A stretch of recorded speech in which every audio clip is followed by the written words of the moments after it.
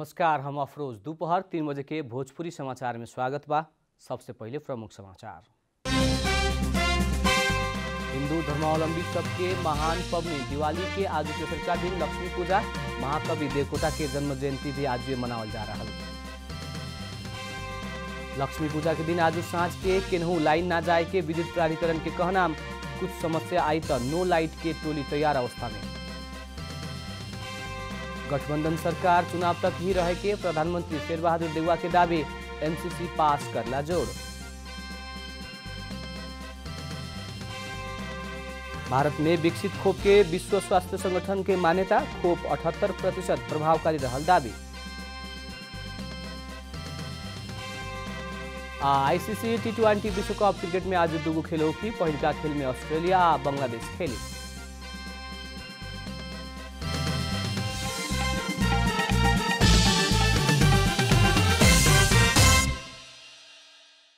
अब पूरा समाचार। नेपाली सबके दोसर का महान पवनी दिवाली अंतर्गत आज लक्ष्मी पूजा करके मनावल जा रहा बा। गोबर माटी से अपन घर आंगन लिप के धन के देवे लक्ष्मी के पूजा करे के परंपरा बा। हरेक के घर में लक्ष्मी माता के पूजा करके घर भर दिया झिलमिल बत्ती बार के फूल से घर सजावल जाला। ई रात के सुखरात्रि भी कहल जाला। माता लक्ष्मी के सुखी बनावेला रात भर जागरण बैठ के लक्ष्मी माता के पूजा आराधना कैल जाला। वैसे ही लक्ष्मी पूजा के दिन काठमाडौँ के डेली बाजार में महाकवि लक्ष्मी प्रसाद देवकोटा के जन्म भइल रहे। लक्ष्मी पूजा अर्थात महाकवि लक्ष्मी प्रसाद देवकोटा के जन्मदिन आज 113वां जन्म जयंती विविध कार्यक्रम करके मनावल जा रहा बा। देवकोटा नेपाली साहित्य क्षेत्र में बहुते महत्वपूर्ण योगदान देहले बानी। कविता से कुछ देवे ना सकल जाई कहत, गलत भइल कहत अक्षर सृजना करे वाला आदमी के नाम आज तक भी अमर रहल वरिष्ठ साहित्यकार तथा संस्कृतिविद तुलसी दिवस बतौले बानी।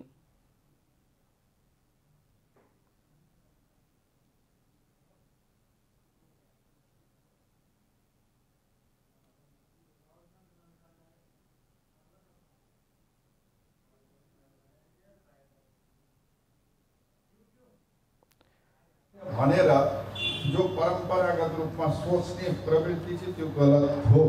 दिनु भनेको के हो? खाली पैसा आर्जन गर्ने मात्रै त होइन। पैसा समाप्त हुन्छ र पैसा कमाउनेहरू कोही पनि नभएर स्मृतिमा नभएका धेरै छन्। तर अक्षरको खेती गरेर सिर्जना गर्ने मान्छेहरू गरिब भन्दा गरिब देखिए पनि धन प्राप्त नभए पनि उनका नाम अहिलेसम्म अमर भएर बसेको पनि देखेको छु। मोरन कन्या कॉलेज लक्ष्मी प्रसाद देवकोटा जन्म जयंती तथा लक्ष्मी पूजा के अवसर में आयोजना कैल शुभकामना आदान प्रदान कार्यक्रम में साहित्यकार सब कविता वाचन समेत कैले रहे। साझा संस्कृति सभ्यता उदय जीवन्तै सार्थक अंतर्दृष्टि खुला हुने सरलता एकात्मता भर्दछन् भाका सुन्दर खुल्दछन् जनहरू सद्भावना छर्दछन्।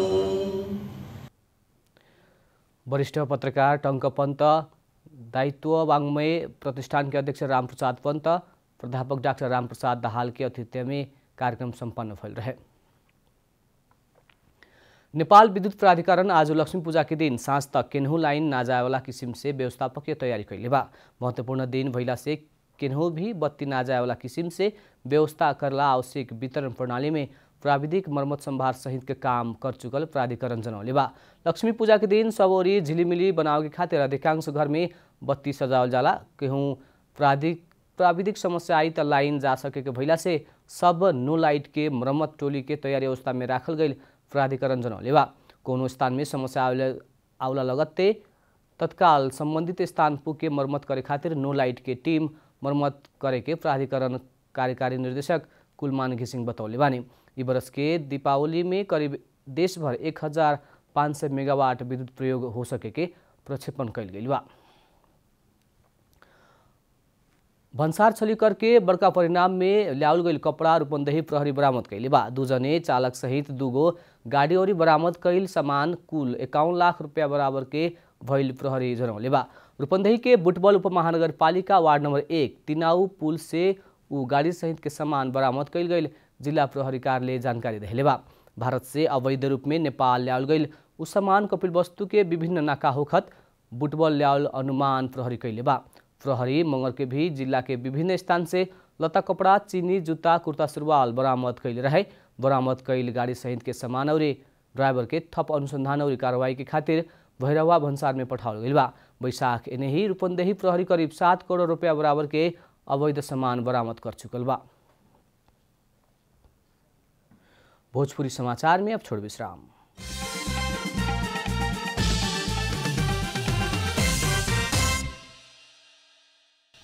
भोजपुरी समाचार में बाकी समाचार। प्रधानमंत्री शेरबहादुर देउवा गठबंधन सरकार चुनाव तक ही रहे के दावी कैले बानी।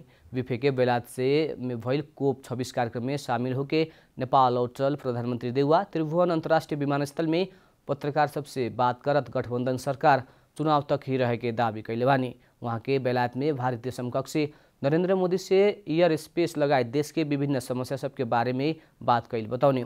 भारतीय प्रधानमंत्री मोदी से लुम्बिनी अंतर्राष्ट्रीय विमानस्थल संचालन के बाद भारत के भूमि होखत विमान सब दूसरा ओर जाए के भइला से ऊ संबंध में भी बात कैल बतावत नेपाल प्रति भारत के सद्भाव देखल बताउने। प्रधानमंत्री देउवा भारत से अपन देश में यूरिया मल के अभाव होते हुए भी नेपाल के मल उपलब्ध करावल बतावत भारत के धन्यवाद समझ देले रहनी। वहाँ के बेलायती रक्षा मंत्री नेपाली गोरखा सैनिक के समस्या समाधान करे के बतौला पर भी जानकारी करैनी।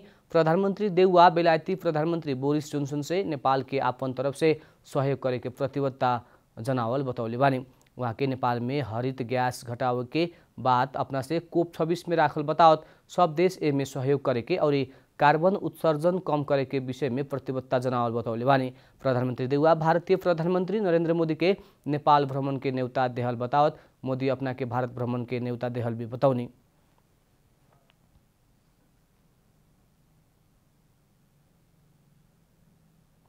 भारत को चाहिँ सद्भाव देखिएको छ नेपालको निम्ति र नेपालमा चाहिँ उहाँले जो युरिया मलमूत्र फर्टिलाइजरको कुरा छ भारतमा अवश्य हुँदा हुँदै पनि नेपाललाई उहाँले दिएको म धन्यवाद पनि दिएको छु।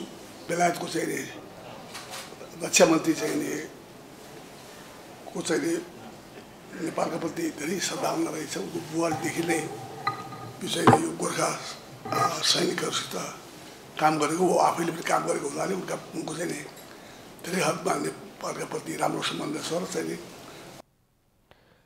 प्रधानमंत्री देउवा एमसीसी के अध्यक्ष के भेंट के नेपाल में अब जल्दी पत्रकार सम्मेलन करके एमसीसी पास करके बतावल जानकारी देने। हिंदू धर्मावलंबी सबके महान पर्व छठ पर्व नजदीक आ रहल समय सप्तरी के डोम समुदाय के बांस के सामान बनाव के में व्यस्त भइल बाटे। दैनिक गुजारा के जोरजाम में पीढ़ी दर पीढ़ी के समस्या पर रहला पर भी डोम सब छठ पर्व के समय में कार्तिक से शुरू होके ही बांस के सामान बनाव में जुटेला। बांस से तैयार कईल डाला, डागरा, सुपा लगायत के सामान से छठ पर्व मनाव के भइला से पबनी आवे से पहले ही उ सब सामान बनाव के घर घर में जाके बिक्री करेला।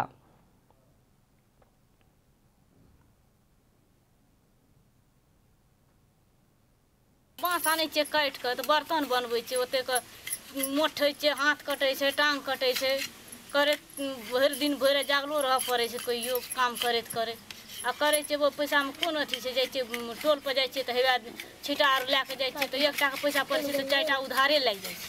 आ उ 10 दिना दौड़बै छै तऽ 1 टाका के 2 टाका के दै छै तऽ ओहिसँ तऽ नहि पुरै छै।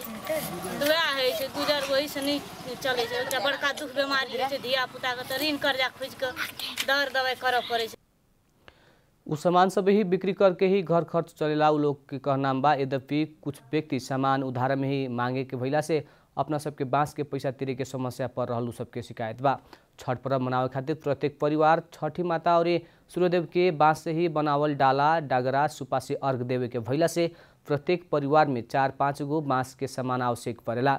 करीब 7 लाख जनसंख्या रहल सप्तरी में 70% से ज्यादा लोग छठ पबनी मनावेला।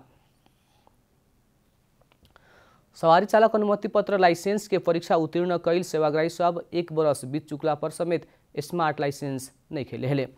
लाइसेंस के परीक्षा उत्तीर्ण कैल 7 लाख सेवाग्राही सब 1 बरस बीतला पर समेत स्मार्ट लाइसेंस उलोग के नहीं मिलल। यातायात व्यवस्था विभाग बीतल बरस के भादो महीना से स्मार्ट लाइसेंस वितरण के काम बंद कैले बा, लेकिन कोविड लगायत के कारण कार्ड खरीद करे ना सकल बहाना करत विभाग अभी तकले भी स्मार्ट लाइसेंस वितरण करे नहीं के सकल। विभाग के प्रवक्ता डॉक्टर लोकनाथ भूषाल के मुताबिक स्मार्ट लाइसेंस आवे खातिर अभी भी 2 महीना लागी।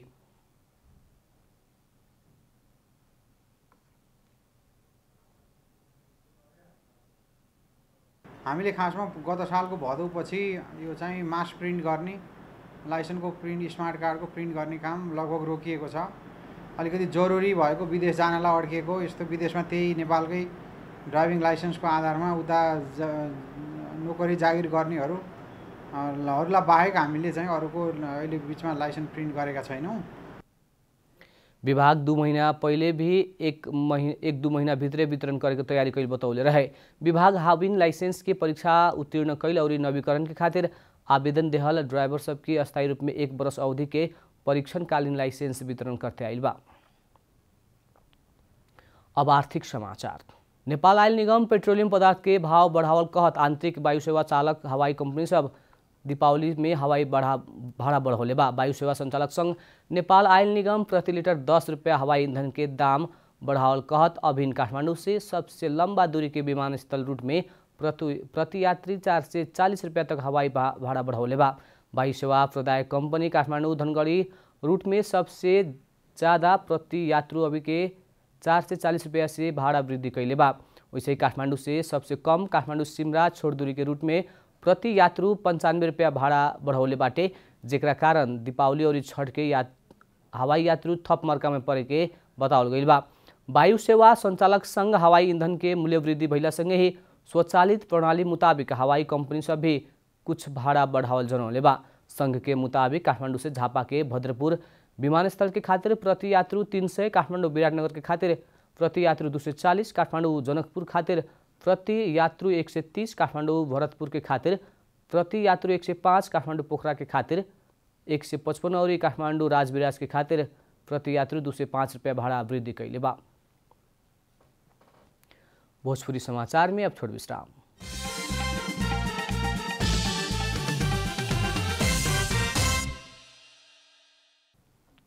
अब खेलकूद समाचार।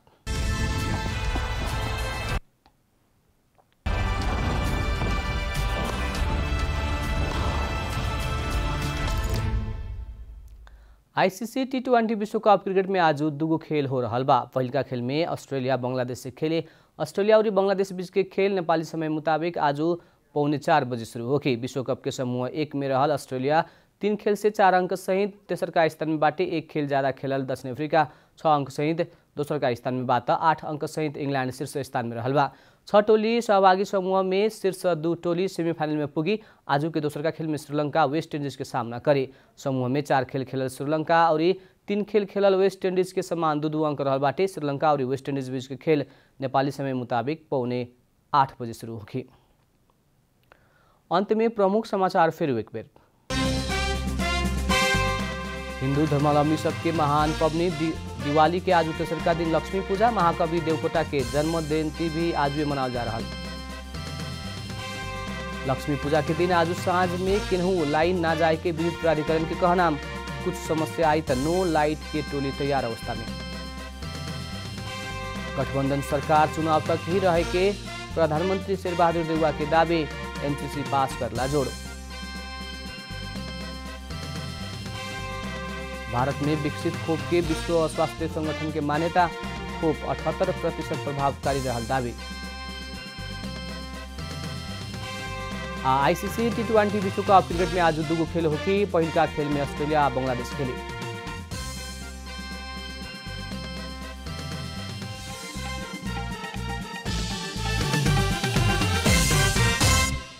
भोजपुरी समाचार अभी खातिर इतना ही। जनता द्वारा जनता खातिर प्रसारित जनता टेलीविजन के कार्यक्रम सब यूट्यूब, ट्विटर, फेसबुक का हमने के वेबसाइट जनतासमाचार.com में भी पढ़ा देख सकत बानी। सूचना में अपने के सहभागिता, समय में समाचार हमने के प्रतिबद्धता। प्रणाम।